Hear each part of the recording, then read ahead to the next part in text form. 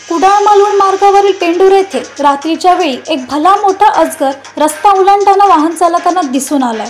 हा अजगर जवळपास 15 ते 20 फूट लांब असून त्याच्या चालीची चित्रफित मनाचा थरकाप उडवल्याशिवाय राहत नाहीये।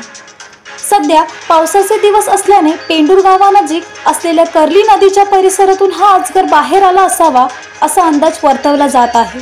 दरम्यान वन्य प्राणी अतिवृष्टीमुळे रस्त्यावर येत असल्यामुळे ग्रामस्थांमध्ये भीतीचे वातावरण आहे।